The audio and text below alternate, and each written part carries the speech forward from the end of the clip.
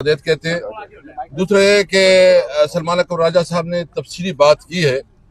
میں 2 پوائنٹ اٹھانا چاہوں گا. نمبر 1 یہ ہے کہ یہ جلسہ عمران خان کی رہائی کا مقصد یہ ہے کہ جتنے ہمارے انلیگل اور انکانسٹیٹیوشنل جتنی بھی قیدی جو ہے نا ہمارے پولیٹیکل وکٹمائزیشن کی وجہ سے جیل میں ہیں ان سب کی رہائی کا ہم مطالبہ کرتے ہیں. نمبر 2 ہم امن کی بات کرتے ہیں.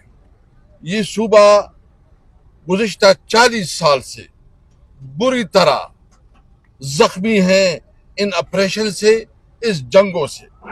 افغانستان کی جنگ جب سے شروع ہوئی, جب رشیا آیا تو یہاں افغانستان کی جنگ کا آغاز ہو گیا اور اس میں فرنٹ لائن یہ صوبہ, آپ کو پتا ہے کہ اس کی وجہ سے جو ہماری صوبے کی حالت ہوئی, یہاں جو ہماری معاشی طور پر بدحالی ہوئی, جو ہمارا اکانومی بہت بری طرح بیٹھ گئی اور جو ہمارے جو تھوڑا بہت ہمارے اکانومی تھی جو سروائیو کر رہی تھی اس کے تمام جو انویسٹر تھے وہ باہر چلے گئے.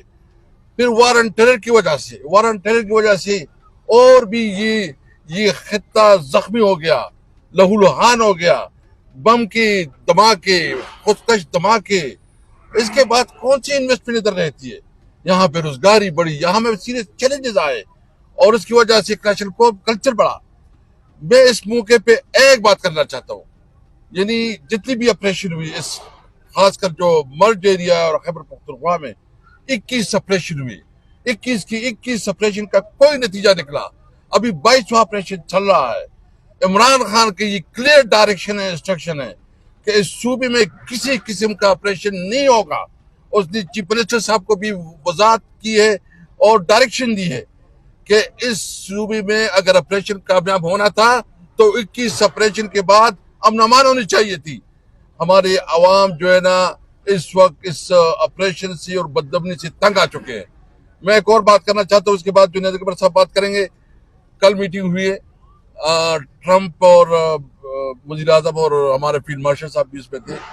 اس کی نیٹی گریٹی ابھی سامنے نہیں ہے کہ اس کی ڈیٹیل کیا ہے, لیکن ایک بات میں واضح کرنا چاہتا ہوں کہ اگر افغانستان کے اوپر کوئی جنگ چھیڑنا چاہتے اور افغانستان کے اوپر کوئی یہ سمجھتا ہے کہ افغانستان کو ایک نئی جنگ کا سامنا کرنا پڑے گا, میں پاکستانی حکومت کو یہ پوری عوام کی طرف سے, اپنی صوبے کی عوام کی طرف سے یہ مطالبہ کرتا ہوں سب سے پہلے کہ آپ سب سے پہلے ڈپلومیسی کریں کہ یہ جنگ نہ ہو. کسی صورت میں یہ پاکستان کے حق میں نہیں ہے, اور اگر خدا نخواستہ کوئی یہ صورتحال ہوتی ہے تو پاکستانی حکومت کو اور پاکستانی عوام کسی صورت میں اس جنگ کا حصہ نہیں ہوں گے.